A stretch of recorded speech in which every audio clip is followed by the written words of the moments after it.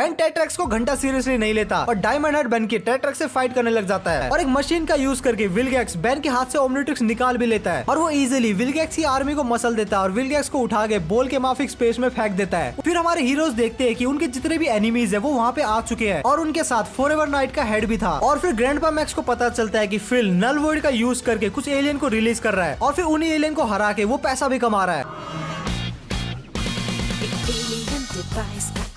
हो गया उसे बांधा जो कलाई पे सब हो गया। कहानी की शुरुआत होती है एक स्पेसशिप बैटल से और उन दोनों में से एक स्पेसशिप होती है हमारे कहानी के मेन गुंडे विलगैक्स की, जिसे भी मेरी तरह वो बेन 10 की घड़ी चाहिए थी और शायद उसकी मम्मी ने मना कर दिया तो बंदा निकल पड़ा चोरी करने। उसके बाद सीन शिफ्ट होता है एक रेगुलर स्कूल के रेगुलर बच्चे से जो कि रेगुलर चिंदी पंदी कर रहा था। उसके बाद हम बेन 10 के दादा रामदयाल शर्मा मेरा मतलब मैक्स टेनिशन को देखते हैं जो कि बेन को एक ट्रिप के लिए पिकअप करने आया था। और फिर हमारी यहाँ पे मुलाकात होती है क्यूटी ग्वेन से जो कि बेन की कजन होती है और ये तीनों कामचोर निकल पड़ते हैं गर्मी की छुट्टियों में एक ट्रिप के लिए। और फिर सीन शिफ्ट होता है उसी स्पेस बैटल से जहाँ पे विलगैक्स की शिप उस दूसरी शिप की गुद्दी नाप देती है और फिर वो दूसरी शिप धरती की तरफ कुछ तो एक चीज फेंकती है और उधर अपना बेन अकेले वॉक कर रहा था। उसके बाद उसे आसमान से कुछ गिरता हुआ दिखाई देता है। बेन जब वहाँ पहुँचता है वो देखता है कि उस चीज में एक घड़ी थी और जब उस घड़ी को छूने की ट्राई करता है वो घड़ी बेन की कलाई से लिपट जाती है। इससे बेन की फट के चार हो जाती है, लेकिन थोड़ी देर बाद वो खुद ही ओमनिट्रिक्स के साथ छेड़छाड़ करना शुरू कर देता है और फिर कुछ उल्टे सीधे बटन दबा के वो बन जाता है हीट ब्लास्ट। और उसके बाद अपना होशियार बेन क्या करता है, वो जंगल में आग लगा देता है। बेन के दादा उसको ढूंढते हुए आते हैं और बेन अपना सारा मुद्दा उन्हें बता देता है। और दूसरी तरफ हम देखते हैं कि स्पेस बैटल से विलगैक्स की काफी इंजर्ड हो चुका है तो वो अपने दो मुस्टंडे भेजता है उस घड़ी को लाने के लिए और वो रोबोट ओमनिट्रिक्स को ढूंढते हुए बेन के पास आ जाते हैं। उसके बाद बेन वाइल्ड मट में ट्रांसफॉर्म होता है और उसके ड्रोन तोड़ देता है। फिर उसके कुछ टाइम बाद बेन डायमंड हेड में ट्रांसफॉर्म होता है और रोबोट को फाइनली हरा देता है और उसके बाद सभी लोग बेन की जय हो करने लग जाते हैं। नेक्स्ट एपिसोड की शुरुआत में हमारा नया नवेला हीरो एक फैमिली को उनके घर पे लगी हुई आग से बचाता है। उसके बाद हम देखते हैं कि बेन सुमो स्लैमर कार्ड से वैसे ही ऑब्सेस्ड है जैसे मैं पावर रेंजर कार्ड से ऑब्सेस्ड था।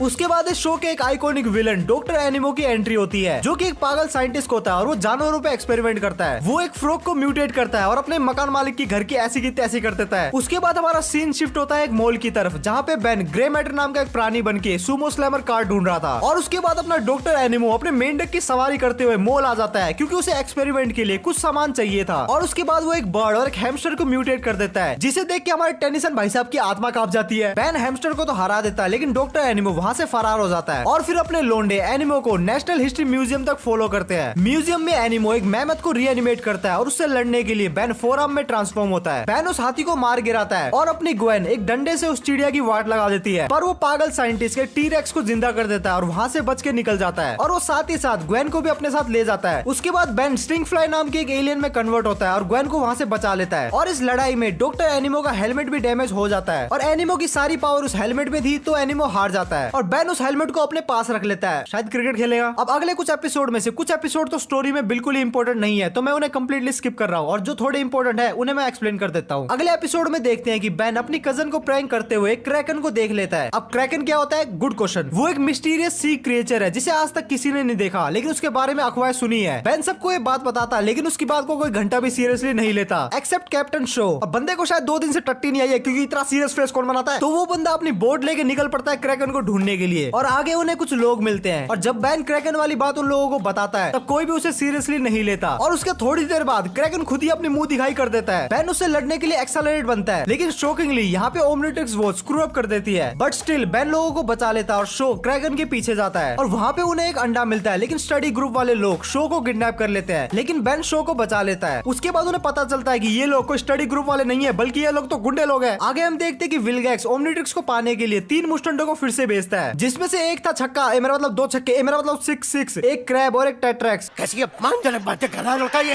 ये तीनों अर्थ पे आते ही सबसे पहले उस जगह पे जाते हैं जहाँ पे बेन ने अपनी लास्ट ओमनिट्रिक्स यूज की थी और फिर वहाँ जाते ही तीनों में राड़ा मच गया कि इस टीम को कौन लीड करेगा और फिर तीनों ही अलग अलग ओमनिट्रिक्स को ढूंढने निकल पड़ते हैं। और फिर सीन शिफ्ट होता है अपनी हीरो गैंग की तरफ जहाँ पे बेन ग्वेन की फिरकी लेने के लिए ओमनिट्रिक्स का यूज कर रहा था और जैसे ही बेन ने ओमनिट्रिक्स का यूज किया मुस्टंडो को बेन की एग्जैक्ट लोकेशन मिल गई। सबसे पहले क्रैब की वाट लगती है और 6-6 रस्ट बकेट की हालत पतली कर देता है और 6-6 और क्रैब दोनों ही बेन का पीछा करते हैं और तभी वहाँ पे टेट्रैक्स आ जाता है और वो दोनों ही चोरों की गुद्दी नाप देता है और बेन को अपने साथ ले जाता है और वो बेन को बताता है कि वो ओमनीट्रिक्स तो लेने आया है लेकिन वो विलगैक्स को देने के लिए नहीं, क्योंकि वो यूनिवर्स का सबसे पावरफुल वेपन एक नासमझ बच्चे और एक विलन के हाथ में नहीं पड़ने दे सकता। बेन टेट्रैक्स को घंटा सीरियसली नहीं लेता और डायमंड हेड बेन की टेट्रैक्स से फाइट करने लग जाता है, लेकिन वो बंदा बेन की 2 मिनट में हेगड़े निकाल देता है और फिर वो रिवील करता है कि वो भी डायमंड हेड स्पीशीज का ही आदमी है। तभी वो दोनों गुंडे ग्वेन और मैक्स को पकड़ के बेन के पास आ जाते हैं और इस बार बेन ताकत का इस्तेमाल ना करके दिमाग का इस्तेमाल करता है और वो ग्रे मैटर में ट्रांसफॉर्म होता है और टेट्रैक्स के साथ मिलके वो दोनों नल्ले बेरोजगार बाउंटी हंटर्स को हरा देता है। उसके बाद टेट्रैक्स बेन से इंप्रेस हो जाता है और उसे लगता है कि शायद ओमनीट्रिक्स सही हाथों में ही है और फिर वो वहां से चला जाता है। उसके बाद हमें विलगैक्स दिखाया जाता है जिसका मूड और भी खराब हो चुका है और शायद अब वो खुद लड़ने के लिए आ रहा है, लेकिन विलगैक्स से पहले इस शो का एक और इम्पोर्टेंट विलन केविन 11 तो आना बाकी है। उसके बाद हम देखते हैं कि बेन और उसकी गैंग को एक होटल से लात मार के निकाल दिया गया है और उसके बाद बेन और मैक्स के बीच में एक पारिवारिक सी लड़ाई होती है जिसमें बेन बहुत ही ज्यादा मीन बातें कर देता है और वो वहां से चला जाता है और उसके बाद वो मिलता है केविन नाम के एक लड़के से जिसके पास इलेक्ट्रिक पावर होती है और फिर वो दोनों दोस्त बन जाते हैं। उसके बाद केविन बेन को अपने घर लेके जाता है, घर तो क्या झोपड़ी में लेके जाता है और फिर केविन बेन को वहाँ अपनी दर्दनाक कहानी बताता है कि वो यहाँ पे अकेला रहता है और उसके माँ बाप ने उसे छोड़ दिया था क्योंकि केविन नॉर्मल बच्चों की तरह बिल्कुल नहीं था। उसके बाद वो दोनों एक वेयर हाउस में घुसते हैं ताकि वो सुमो स्लैमर गेम चुरा सके। उसके बाद वहाँ पे पुलिस आ जाती है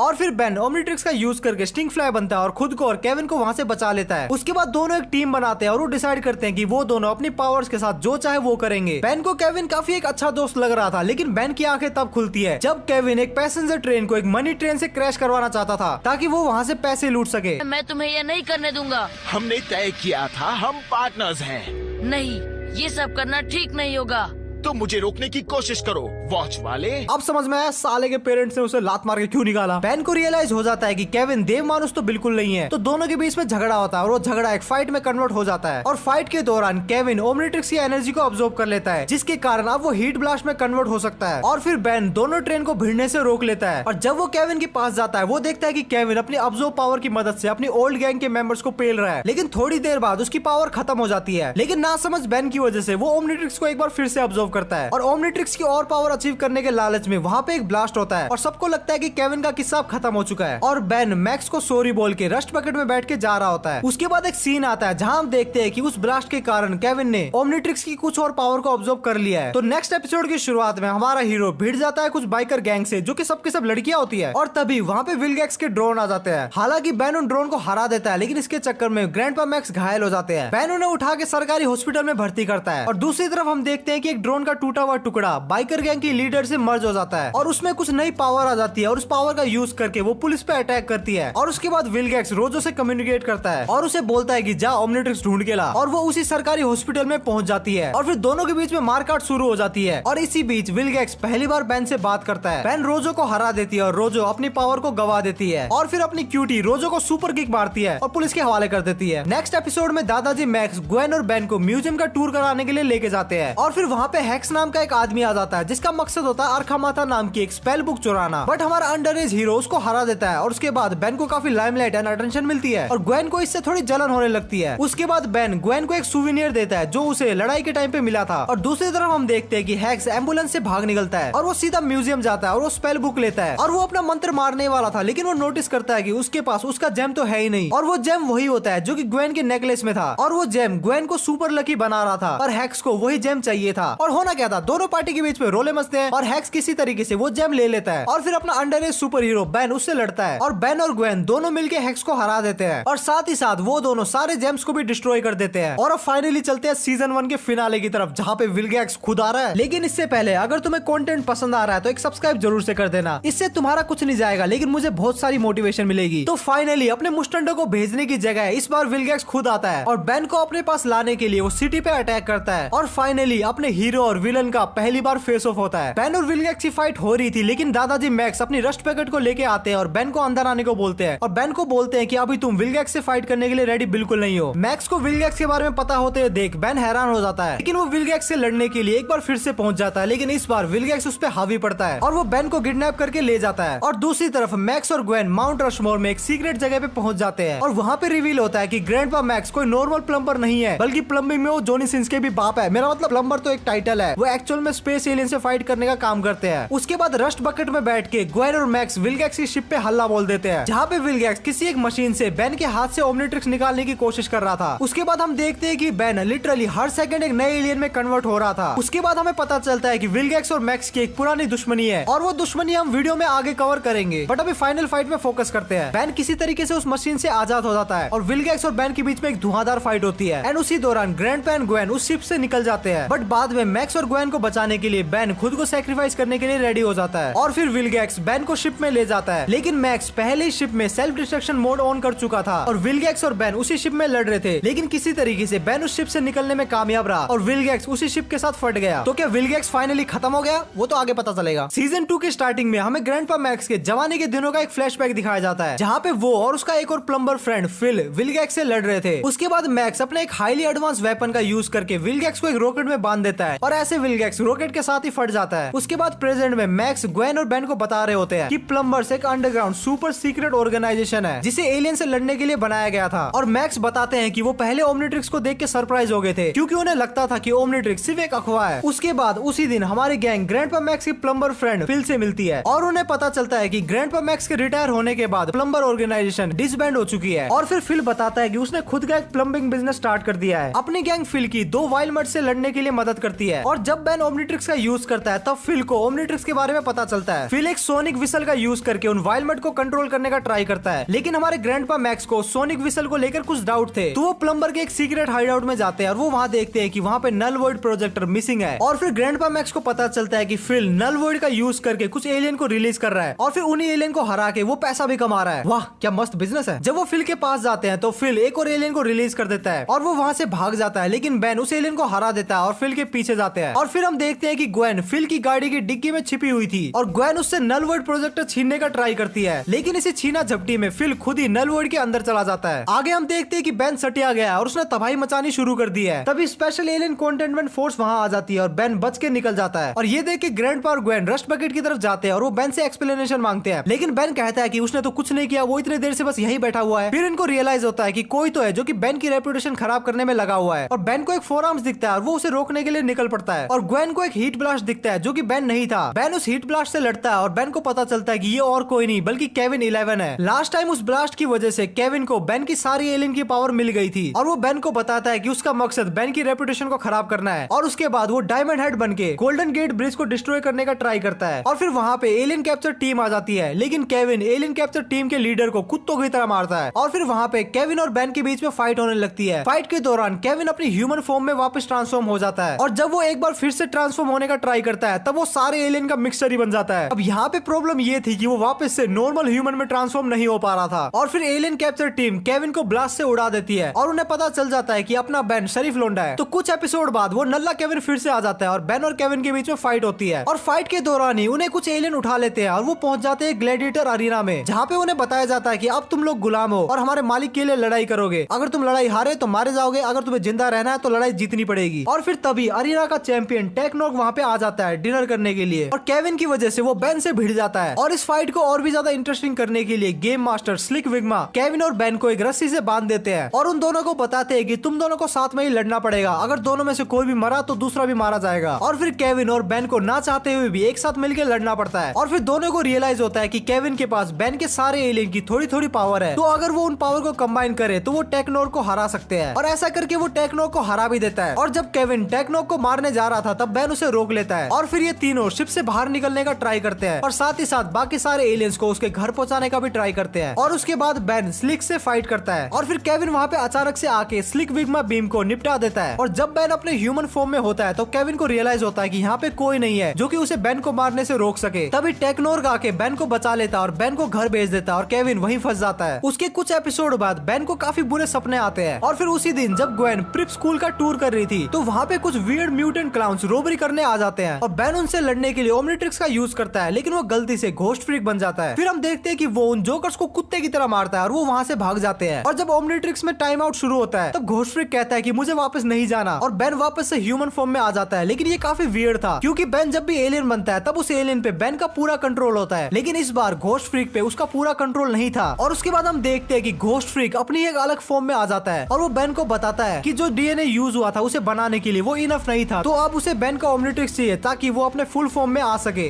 अपना असली रूप दिखा सकता हूँ।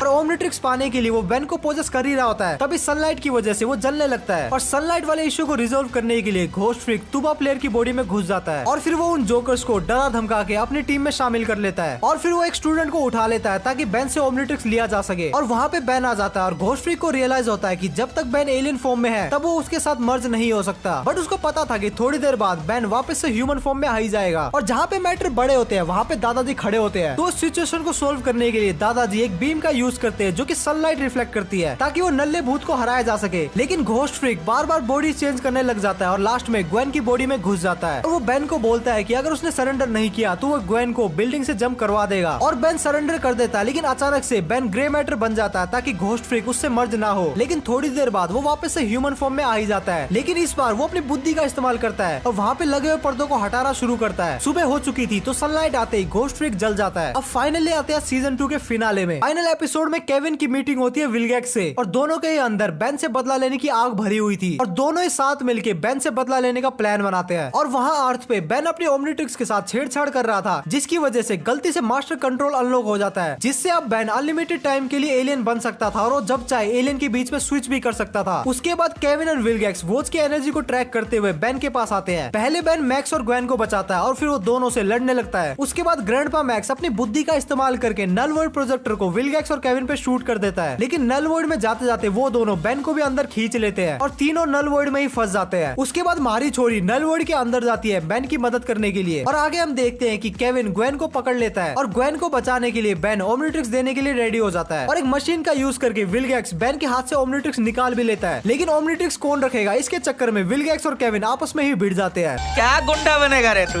केविन ओमनिट्रिक्स लेके भाग रहा होता है लेकिन विलगैक्स उसका पीछा करता है और विलगैक्स का पीछा बेन और ग्वेन करते हैं। दोनों मुस्टंडे आपस में लड़ रहे होते हैं लेकिन मारी छोरी मौके का फायदा उठा के ओमनिट्रिक्स को ले लेती है। जैसे ही बेन और ग्वेन नलवर्ड से बाहर निकलने वाले होते हैं विलगैक्स और केविन नलवर्ड को ब्लॉक कर देते हैं। तभी ग्वेन ओमनिट्रिक्स वाले बॉक्स को हवा में उछाल देती है और दोनों मुस्टंडे उसके लिए लड़ने लगते हैं और अपने लोंडे और लोंडिया इस चीज का फायदा उठा के पोर्टल से बाहर आ जाते हैं। लेकिन उस बॉक्स में ओमनिट्रिक्स नहीं था बल्कि एक ग्रेनेड था और लप्पू सा विलगैक्स वहीं फट जाता है और जब बेन की कलाई से वो ओमनिट्रिक्स निकला तब उसका मास्टर कंट्रोल रीसेट हो गया था। इसका मतलब अब बेन पहले की तरह लिमिटेड टाइम के लिए एलियन बन सकता है और वो एलियंस के बीच में स्विच भी नहीं कर सकता। लेकिन टेंशन मत लो, आगे की स्टोरी में बेन को मास्टर कंट्रोल एक बार फिर से मिल जाएगा। सीजन 3 के स्टार्टिंग में हम देखते हैं कि ग्रैंडपा मैक्स का बर्थडे है लेकिन उनके नालायक ग्रैंडसन उनके लिए केक लाना ही भूल गए और तभी अचानक से वहाँ पे एक पोर्टल ओपन होता है और वहाँ से एक रैंडम गर्ल आती है और वो ग्वेन को उठा के ले जाती है और ग्वेन को बचाने के चक्कर में बेन भी उसी पोर्टल में घुस जाता है और वो पोर्टल उनको फ्यूचर में 20 साल आगे लेके जाती है जहाँ पे उन्हें बेन 10,000 का एक स्टैचू भी दिखता है और 20 साल बाद बेन एक सेलिब्रिटी सुपर हीरो बन चुका था। तभी वहाँ पे बेन के दुश्मन राइनो जिसको डॉक्टर एनिमो ने बनाया था वो वहाँ पे आ जाता है और वहाँ पे बेन 10,000 आ जाता है और उस राइनो को हरा देता है। और बात करें उस लड़की की तो वो ग्वेन का ही फ्यूचर वर्जन होती है प्लस हॉटर वर्जन। देखो देखो दरिंदगी चेहरे से टपकती है, नंबर 1 का कमीना है। और फ्यूचर ग्वेन मैजिक यूज कर सकती थी और उन्हें वहाँ पे पता चलता है कि यहाँ पे डॉक्टर एनिमो ने आतंक मचा के रखा है और उससे निपटने के लिए उन्हें बेन 10 चाहिए था और इसीलिए ओल्डर ग्वेन ने यंगर ग्वेन को किडनैप किया क्योंकि उन्हें पता था उसके पीछे बेन 10 आ ही जाएगा। और फिर हम फ्यूचर ग्रैंडपा को देखते हैं, मतलब ये बुढ़ा 20 साल बाद भी जिंदा रहेगा। और फिर वो सब डॉक्टर एनिमो के अड्डे पे जाते हैं जहाँ पे वो देखते हैं कि अपने आलू एक्सपेरिमेंट की वजह से अब उसकी बॉडी गोरिल्ला और सर पे कोई तो बाल्टी बाल्टी हो चुकी है। और फिर अपना बेन 10,000 अपने बेन 10 को बांध के डॉक्टर एनिमो से अकेला लड़ता है लेकिन एनिमो वहाँ से भाग जाता है। फिर वहाँ पे आता है एक ट्विस्ट, हम देखते हैं कि एनिमो विलगैक्स को जिंदा कर रहा है और फिर विलगैक्स अपने दोनों बेन 10 के साथ लड़ता है और दोनों ग्वेन और ग्रैंडपा मैक्स एनिमो के साथ लड़ते हैं। और हम ये भी देखते हैं कि फ्यूचर ग्रैंडपा का हाथ अब हाथ नहीं बल्कि हथौड़ा है, मतलब वो बकी बन चुका है, उसका हाथ लोहे का है। रोबोटिक हैंड होने का फायदा तो है मेहनत नहीं करनी पड़ती, खुद ही हिला देता है। असली है ये लोना। दोनों बैन मिलके विलगैक्स की गुद्दी चटका देते हैं और वो एक पूल में गिर जाता है और फ्यूचर बैन ये बदसूरत एलियन बनता है और उसे वहीं जमा देता है। और उसके दूसरी ओर ग्वेन और ग्रैंडपा एनिमो को भी हरा देते हैं और जीत की खुशी में वो फ्यूचर ग्रैंडपा का बर्थडे सेलिब्रेट करते हैं। और जब बेन और ग्वेन अपने टाइम में वापस जा रहे होते हैं तभी बेन 10,000 उन्हें एक बर्थडे केक देता है और वो प्रेजेंट में जाके प्रेजेंट के ग्रैंडपा के साथ सेलिब्रेट करते हैं। अगले एपिसोड में एक बहुत ही क्यूटी विलन चार्मकैस्टर की एंट्री होती है जो कि बेन के साथ बॉडी स्विच करके ओमनिट्रिक्स हथियाने का प्लान करती है, बट वो एक्सीडेंटली बेन के साथ नहीं बल्कि ग्वेन के साथ बॉडी स्विच कर लेती है और अब ग्वेन की आत्मा चार्मकैस्टर की बॉडी में थी, वाइस वर्सा। तो चार्मकैस्टर जिसके अंदर ग्वेन की बॉडी थी उसको पुलिस पकड़ के ले जाती है और चार्मकैस्टर बेन के साथ रहती है ताकि वो ओमनिट्रिक्स को हथिया सके। उधर हम देखते हैं कि जेल से से ग्वेन भाग जाती है और वो बेन के पास आती है और फिर चार्म कैस्टर एक बार फिर से वही सेम स्पेल यूज करने का ट्राई करती है, लेकिन इस बार चार्म कैस्टर अपनी बॉडी में तो आ जाती है, लेकिन बेन और ग्वेन आपस में बॉडी स्वैप कर लेते हैं। अब बेन जिसके अंदर ग्वेन की आत्मा थी उसे ओमनिट्रिक्स यूज करना नहीं आता था, तो फिर चार्म कैस्टर उन दोनों को इजीली किडनैप कर लेती है और वो सेम स्पेल यूज करने का ट्राई करती है, लेकिन इस बार ग्वेन एस्केप कर लेती है और वो ओमनिट्रिक्स का यूज करके कैनन बोल्ट बनती है। बट चार्म कैस्टर एक बार फिर से बॉडी स्विच स्पेल करने का ट्राई करती है, तभी बेन उसको उसके बबल से लात मार के गिरा देता है और फिर बेन और ग्वेन वापस से अपनी बॉडी स्विच कर लेते हैं। अब दोनों नॉर्मल हो गए थे, तो बेन हमेशा की तरह इसको हरा देता है और चार्म कैस्टर की स्पेल बुक ग्वेन रख लेती है और वो मैजिक सीखना शुरू कर देती है। नेक्स्ट एपिसोड में हम देखते हैं कि ग्रैंडपा मैक ग्वेन और बेन के साथ अपने लंगोटिया प्लम्बर यार्ड से मिलने के लिए जाते हैं, जिसका नाम होता है वेस्ट, जो कि नवाजो नेटिव अमेरिकन ट्राइब का मेंबर होता है और उसकी एक बेटी भी होती है काई, और काई पे हमारे बेन का दिल आ जाता है। बेन काई को इम्प्रेस करने ही वाला था, तभी उसकी लव लाइफ पे एक पर्पल बिजली आके गिरती है और कुछ तो वुल्फ जैसा दिखने वाला प्राणी वहाँ पे आ जाता है और उसके बाद वहाँ पे फ्लड आ जाता है और बेन काई को बचा लेता है और वो वुल्फ एक सैटेलाइट चुरा के ले जाता है और हमारे हीरोज उसका पीछा करते हैं और वहाँ पे जो हाथापाई होती है उसमें वुल्फ ओमनिट्रिक्स को स्लैश कर देता है और वहाँ से भाग जाता है और फिर उसके बाद से बेन के साथ अजीबोगरीब चीजें होने लगती है, वो एक वुल्फ बनने लगता है और अगर अब बेन को नॉर्मल करना है तो उसके लिए उनको एक मैजिकल पेंडेंट चाहिए और साथ ही साथ वो वुल्फ भी, और जब उन्हें वो वुल्फ मिलता है और वो पेंडेंट बेन पे यूज करते हैं तो बेन नॉर्मल नहीं होता और तब उन्हें पता चलता है कि उस वुल्फ का डीएनए ओमनिट्रिक्स में रजिस्टर हो गया है और बेन और वो वुल्फ आपस में फाइट करते हैं और बेन उस वुल्फ को हरा देता है। और अगर बात करें उस वुल्फ ने उस सैटेलाइट क्यों चुराया, तो उसका खुलासा इस एपिसोड में नहीं किया जाता, लेकिन आगे जरूर होगा, तो वीडियो का एंड तक जरूर देखना। और अपने लोंडे लोग न्यूज में देखते हैं कि उसी पर्पल बिजली के कारण नासा का स्पेस शटल प्रोग्राम कैंसिल हो चुका है और फिर वो इस मुद्दे को गहराई से समझने के लिए नासा पहुंच जाते हैं और मैक्स के एक ओल्ड फ्रेंड की मदद से उन सबको नासा में एंट्री मिल जाती है। वहाँ पे डॉक्टर विक्टर नाम का एक आदमी था जो कि बेन के ओमनिट्रिक्स को नोटिस कर लेता है और वो उसको बोलता है कि इन सबको बाहर निकालो। तुम्हें यहाँ नहीं आना चाहिए। आप इस इलाके में मन चाहे मेहमान नहीं ला सकते। ले जाइए इन्हें।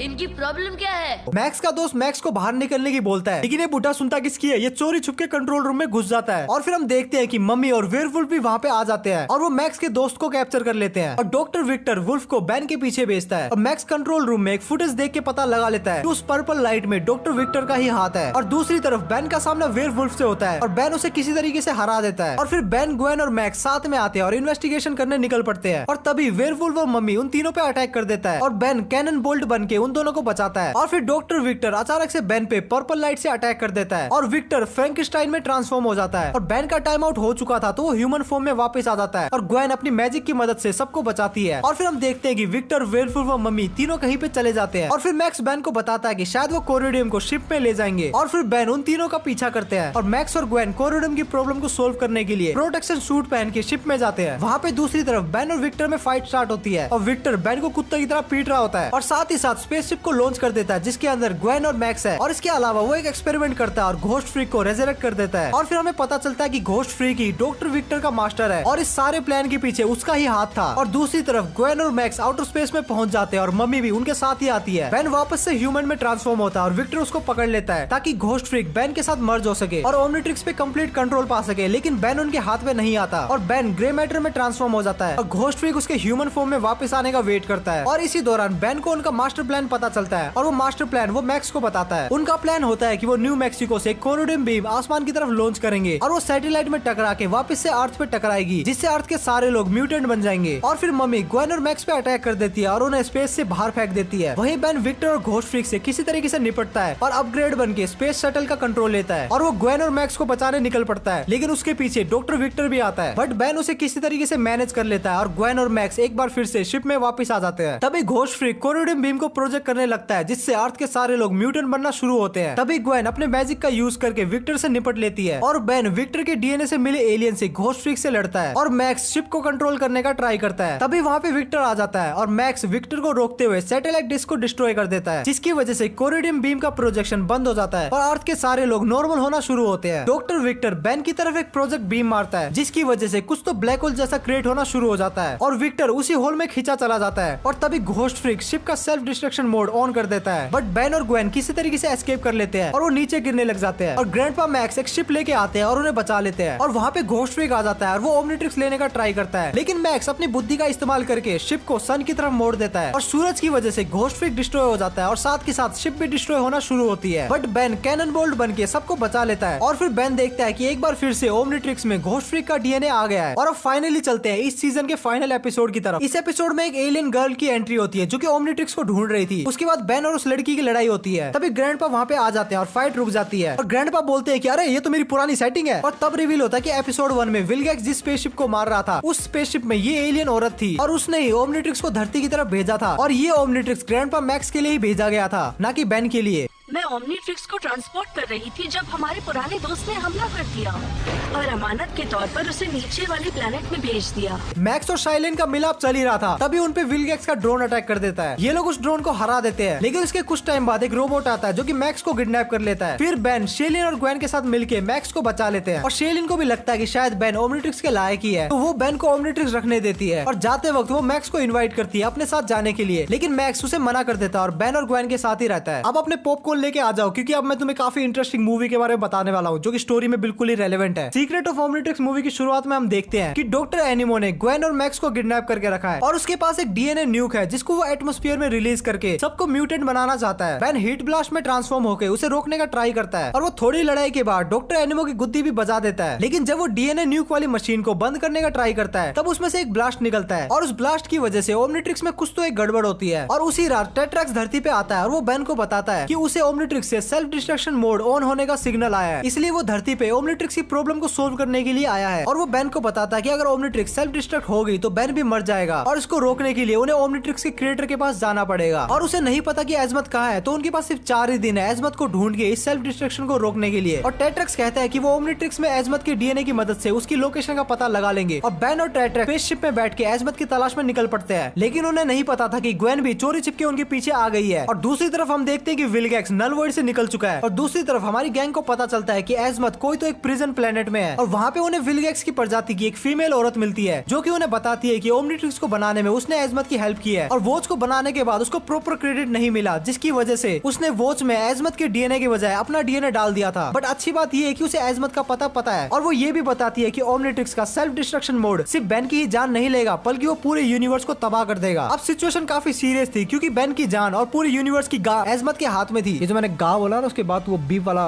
वो लगा देना या फिर वो बीप हो गए भाई भाई भाई होता ना बीफ रिंग में करते वैसा करते ना। और दूसरी तरफ विलगैक्स को बेन और मेक्स के लोकेशन के बारे में पता चलता है और वो उसे पकड़ने निकल पड़ता है। मेक्स ओमनिट्रिक्स पे एक डिवाइस लगाती है ताकि ओमनिट्रिक्स की ओमनी एनर्जी बाहर ना आ सके और वो जीनोक्स नाम के प्लेनेट पे जा रहे थे जहाँ पे एजमत रहता है। तभी विलगैक्स की शिप टेट्रैक्स की शिप पे अटैक कर देती है और फिर वहाँ पे अपनी गैंग और विलगैक्स की फाइट होती है और बेन अपनी बुद्धि का इस्तेमाल करके चालाकी से विलगैक्स को स्पेस में फेंक देता है। शिप जीनोक्स प्लेनेट पे जाती है और मेक्स उन्हें एजमत के ठिकाने पे लेके जाती है, लेकिन रास्ते में कुछ वाइल्ड वाइन ग्वेन को उठा के ले जाते हैं और ये देख के बेन को काफी दुख होता है। फिर टेट्रैक्स उसे बताता है कि ये वाइल्ड वाइन हम में से किसी एक को बिना ले जाए यहाँ से नहीं जाते। बेन को लगता है कि ग्वेन का काम तमाम हो चुका है और वो एजमत के पास पहुंच जाते हैं। शुरू में तो एजमत उनकी हेल्प करने से बिल्कुल मना कर देता है और वो बताता है कि उसने ओमनिट्रिक्स सिर्फ इसलिए बनाया था ताकि वो यूनिवर्स की सारी स्पीसीज को समझ सके। और फिर विलगैक्स वहाँ पे अपनी आर्मी लेके आ जाता है और फिर अपने लोंडे और विलगैक्स की आर्मी के बीच में एक फाइट होती है और कुछ ड्रोन बेन पे अटैक करने वाले होते हैं। तभी वहाँ पे ग्वेन आके बेन को बचा लेती है और ग्वेन उसे बताती है कि ग्लूटो ने उसे बचा लिया था। उसके बाद बेन मेक्स की दी हुई डिवाइस को ओमनिट्रिक्स से हटा देता है जिससे सभी रोबोट ब्लास्ट हो जाते हैं। उसके बाद एजमत बेन के पास आता है और वो ओमनिट्रिक्स से उसका कोर निकाल के ही चला जाता है और ओमनिट्रिक्स के डीएक्टिवेट होने के बाद विलगैक्स एजमत को बोलता है उससे भी ज्यादा पावरफुल डिवाइस बनाने को और ऐसा कह के विलगैक्स हीरो टीम पे मिसाइल छोड़ देता है और उसके बाद एजमत वापस आता है और उसके कोर को सेट करके ओमनिट्रिक्स को एक्टिवेट कर देता है और ऐसा करके बेन एक बहुत ही बड़े एलियन में ट्रांसफॉर्म होता है और वो इजीली विलगैक्स की आर्मी को मसल देता है और विलगैक्स को उठा के बोल के माफिक स्पेस में फेंक देता है। उसके बाद बेन एजमत को ओमनिट्रिक्स देने लगता है, लेकिन एजमत ओमनिट्रिक्स लेने से मना कर देता है और वो बेन को ओमनिट्रिक्स को रखने देता है और उसके बाद टेट्रैक्स बेन और ग्वेन को धरती पे छोड़ देता है। सीजन 4 के फर्स्ट एपिसोड की शुरुआत होती है एक चीयर लीडर की बस से जो कि बेन के सामने आके रुकती है और फिर वहाँ पे 2 एलियन आते हैं और बेन और ग्वेन उन दोनों को हरा देते हैं और फिर बेन नोटिस करता है कि उस बस में उसकी तो पसंदीदा औरत है जिसको हमने वेयरवुल्फ वाले एपिसोड में देखा था। इसके बाद ये दिन बेन के लिए परफेक्ट जा रहा था जो कि बेन को काफी वियर्ड लगा, लेकिन उसने जाने दिया। उसके बाद वो ग्रैंडपा को बताता है कि उसकी वॉच में शायद कोई प्रॉब्लम है और ग्रैंडपा बोलते हैं कि शायद ये कोई नॉर्मल सा ग्लिच होगा। फिर हम देखते हैं कि बेन अपना मस्त चिल कर रहा होता है। तभी मैक्स और ग्वेन के डुप्लीकेट वर्जन वहाँ पे आ जाते हैं। फिर उसके बाद ओरिजिनल ग्वेन और मैक्स डुप्लीकेट ग्वेन और मैक्स से लड़ते हैं। उसके बाद वो दोनों बेन को ले जाते हैं और उसे बताते हैं कि उसको फॉरएवर नाइट ने किडनैप कर लिया है। उसके बाद अचानक से रस्ट बकेट में एलियन कंटेनमेंट पुलिस अटैक कर देती है। फिर उसका हेड एक्सप्लेन करता है कि ये रियल मैक्स और ग्वेन नहीं है बल्कि ये दोनों शेप शिफ्टर्स है जिसको विलगैक्स ने भेजा था। तभी विलगैक्स वहाँ पे आ जाता है और वो बेन को नल वर्ल्ड में भेजने का ट्राई करता है, लेकिन बेन चालाकी से विलगैक्स को ही नल वॉइड में फेंक देता है। सैक टीम बोलती है कि अब इन दोनों को भी नल वॉइड में फेंक दो, लेकिन बेन को पता चल जाता है कि ये दोनों असली मैक्स और ग्वेन है, तो वो सैक टीम को ही नल वॉइड में फेंक देता है। और हमें पता चलता है कि सैक टीम का जो लीडर है वही फॉरएवर नाइट का हेड इनोच है। और बेन को रियलाइज होता है कि अब तक उसके साथ जो भी कांड हो रहा है उसके पीछे फॉरएवर नाइट का ही हाथ है। इनोच बताता है कि बेन का ध्यान भटकाने के लिए उसने उसका दिन परफेक्ट बनाया था ताकि वो बेन की कलाई से ओमनिट्रिक्स को निकाल सके। और वो ये भी बोलता है कि अब जब बेन को पता चल गया है तो वो बेन को उसका सबसे डरावना सपना दिखाएगा। और बेन का सबसे डरावना सपना क्या होता है? उसका स्कूल। वो अपने स्कूल में पहुंच जाता है और ग्वेन वहां उसे बताती है कि फॉरएवर नाइट्स किसी प्रकार की टेक्नोलॉजी का इस्तेमाल कर रहे हैं जिससे उन्होंने बेन को एक ड्रीम लैंड में भेज दिया है और वो बेन के हाथ से ओमनिट्रिक्स को निकाल सके। तो बेसिकली अब तक जो चल रहा था वो बेन के माइंड में चल रहा था। और ग्वेन ये भी बताती है कि जब उन्हें इस बारे में पता चला तो ग्रैंडपा मैक्स ने एक मशीन बनाई जिसकी फ्रीक्वेंसी की मदद से ये बेन तक पहुंच सके। और ग्रैंडपा मैक्स ये भी बताते हैं कि उन्होंने स्कूल को स्कैन किया और निकलने का रास्ता पता लगा लिया है। तभी उनको रास्ते में केविन मिलता है, लेकिन बेन का ओमनिट्रिक्स वर्क नहीं कर रहा था, तो कैसे करके उससे बच के निकल जाते हैं। उसके बाद उन्हें आगे दो मॉन्स्टर मिलते हैं और बेन हीट ब्लास्ट में ट्रांसफॉर्म होने की सोचता है, लेकिन वो ग्रे मैटर में ट्रांसफॉर्म हो जाता है। और उस फाइट के दौरान मैक्स का स्कैनर टूट जाता है, बट स्टिल बेन बाहर निकलने का रास्ता ढूंढ लेता है जो कि एक लोकर से होता है। और जब वो लोग वहां से निकलने का ट्राई करते हैं तब इनोज, केविन 11 और वो दोनों नल्ले मॉन्स्टर भी वहां पे आ जाते हैं। तो बेन को रियलाइज होता है कि ये तो उसका ड्रीम है, तो यहाँ पे वो जो चाहे वो कर सकता है। और बेन अल्ट्रा मोड में आ जाता है और साथ में ग्वेन और मैक्स भी अल्ट्रा मोड में आ जाते हैं और फिर वो लोग विलन गैंग को इजीली हरा देते हैं। तभी इनोज की आंखें खुलती है और वो सपने से बाहर आता है और बेन भी लोकर के थ्रू सपने से बाहर आता है, जहाँ फॉरएवर नाइट के इंजीनियर बेन के हाथ से उसकी वॉच निकालने का ट्राई कर रहे थे। तभी बेन एक्सेलरेट में ट्रांसफॉर्म होता है और सबकी धुलाई कर देता है। फिर वो इनोज को अपने ही सपने में भेज देता है और वो सपने में देखता है कि उसको फाइनली बेन का ओमनिट्रिक्स मिल गया है। इसके बाद एपिसोड के एंड में हम डिस्कोल को देखते हैं जो कि बोलता है कि अब वो बेन से खुद निपटेगा। और उसके बाद हमें देखने को मिलता है बेन 10 का इन्फिनिटी या फिर एंड गेम लेवल शिट। आगे हम देखते हैं कि मैक्स अपने प्लम्बर फ्रेंड को एक फेवर देते हुए उसके सन कूपर को समर कैंप से उसके घर तक ड्राइव करके ले जा रहा होता है। वही दूसरी तरफ कुछ नमूने एक बैंक पे अटैक कर देते हैं जिनका बॉस एक छोटी हाइट वाला बोना होता है जिसके पास लोगों को हिप्नोटाइज करने की पावर थी। और आगे हम देखते हैं कि वो लोग वहाँ से कुछ तो चुरा के भाग रहे हैं। और फिर ग्रैंडपा मैक्स, बेन, ग्वेन और कूपर बैंक आते हैं और उन्हें पता चलता है कि बैंक से सोना या फिर पैसा नहीं चुराया गया है, बल्कि वहाँ पे सीक्रेट प्लम्बर का बेस था जहाँ से उन्होंने कुछ तो इम्पोर्टेंट चुराया है। आगे हम देखते हैं कि वो छुटकू और बाकी कुछ नमूने जिन्होंने बैंक से कुछ चुराया था उनके पास एक रोबोट आता है और वो चीज उससे वो छीन के फॉरएवर नाइट के पास ले जाता है। उसके बाद हमारी हीरो गैंग दूसरे प्लम्बर बेस में जाती है जहाँ पे उन्हें क्लैंसी मिलता है। वो लोग रास्ते से हटा देते हैं और जब वो प्लम्बर बेस की तरफ जा रहे होते हैं तब वहाँ रोजो की एंट्री होती है जिसने लिफ्ट में कुछ तो गड़बड़ कर दी थी, लेकिन अपने हीरो बेन ने सबको बचा लिया। फिर उन्हें रोजो के साथ साथ चार्म कैस्टर भी मिलती है और वहाँ पे डॉक्टर एनिमो भी आ जाता है। विलन का पूरा रियूनियन चल रहा है इधर। लड़ाई के दौरान डॉक्टर एनिमो को वो की मिल जाती है जो कि उसे चाहिए थी। फिर विलन गैंग उस की को मिलने के बाद वहाँ से चली जाती है। ग्रैंडपा मैक्स बताते हैं कि बहुत टाइम पहले प्लम्बर्स ने किसी तो एक एलियन की मदद की थी और इसीलिए उन एलियन ने प्लम्बर्स को एक पावरफुल एनर्जी गिफ्ट दी थी, लेकिन वो एनर्जी काफी ज्यादा अनसेफ थी, इसीलिए उस एनर्जी को माउंट रशमोर में किसी तो एक जगह छिपा के रखा गया था और वो की उसी एनर्जी को ऑब्टेन करने की ही चाबी थी। फिर हमारे हीरोज देखते हैं कि उनके जितने भी एनिमीज है वो वहाँ पे आ चुके हैं और उनके साथ फॉरएवर नाइट का हेड भी था। और फिर बेन 10 वर्सेस नेगेटिव 10 की फाइट होती है। कूपर अपनी पावर का इस्तेमाल करके ग्वेन और मैक्स की मदद करता है सीक्रेट बेस के अंदर जाने में। उधर बेन भी फोरम बन के विलन से लड़ रहा था और उनको चकमा देके किसी तरीके से बेन भी उस बेस में आ जाता है। बेस के अंदर ग्रैंडपा मैक्स को पता चलता है फॉरएवर नाइट का लीडर और कोई नहीं बल्कि उनका पुराना प्लम्बर साथी डिस्कोल है और उन्होंने डिस्कोल को अपने फायदे के लिए वेपन चुराते हुए पकड़ लिया था और उसके बाद उसे प्लम्बर एजेंसी से धक्के मारते हुए निकाल दिया गया था। बट यहाँ पे प्रॉब्लम की बात ये थी कि वो एक पास्ट प्लम्बर था जिसकी वजह से उसे माउंट रशमोर के सीक्रेट बेस के बारे में सब कुछ पता था और वो इजीली अंदर घुस भी जाता है और विलन गैंग से लड़ने के लिए कूपर वहाँ के रोबोट्स को एक्टिवेट कर देता है। तभी हमें पता चलता है कि कूपर साइकिक लेवल पे टेक्नोलॉजी को कंट्रोल भी कर सकता है और हमारे हीरो गैंग और विलन के बीच में धुआंधार लड़ाई होती है। ग्वेन अपने मैजिक का यूज करके रोजो और चार्म कैस्टर की वाट लगा देती है। वहीं ग्रैंडपा मैक्स भी बुढ़ापे में एकदम जवान लौंडे की तरह लड़ रहे थे। विलन्स काफी ज्यादा थे तो अपनी हीरो गैंग पे हावी होना शुरू हो जाते हैं। तभी फॉरएवर नाइट का हेड वो एनर्जी सोर्स चुरा लेता है और तभी बाकी के विलन उस एनर्जी सोर्स के लिए कुत्ते बिल्लियों की तरह लड़ना शुरू कर देते हैं। बेन बाहर आता है, फॉरएवर नाइट के हेड को रोकने का ट्राई करता है, लेकिन वो उस एनर्जी को अपने सूट में अब्सॉर्ब कर लेता है और वो बहुत ही ज्यादा पावरफुल बन जाता है और वो माउंट रशमोर को डिस्ट्रॉय करना शुरू कर देता है। तभी बेन अपचक में ट्रांसफॉर्म होकर उस एनर्जी सोर्स को निगल लेता है। उस एनर्जी सोर्स को अब्सॉर्ब करने की वजह से अपचक बहुत ही ज्यादा पावरफुल हो जाता है और वो अपनी सारी पावर फॉरएवर नाइट के लीडर के ऊपर दे मारता है और फॉरएवर नाइट का नामो निशान खत्म हो जाता है, लेकिन साथ साथ माउंट रशमोर भी खत्म हो जाता है। बट उससे पहले ग्रैंडपा मैक्स, कूपर और ग्वेन सेफली बाहर आ जाते हैं और ऐसे ही बेन 10 क्लासिक और ये वीडियो एंड हो जाती है। अगर तो वीडियो यहाँ तक देख रहे हो इसका मतलब तुम्हें वीडियो डेफिनेटली पसंद आ गई है, तो अगर ऐसा है तो वीडियो को लाइक करके जरूर से जाना और अगर तुम ऐसा कंटेंट मिस करना नहीं चाहते तो चैनल को सब्सक्राइब जरूर से कर लेना। बाकी तो तुम्हें स्क्रीन में 2 वीडियो दिख रही होगी, तुम्हें जो देखना तुम देख सकते हो। मैं मिलता हूँ तुम लोगों से नेक्स्ट वीडियो में, तब तक के लिए बाय।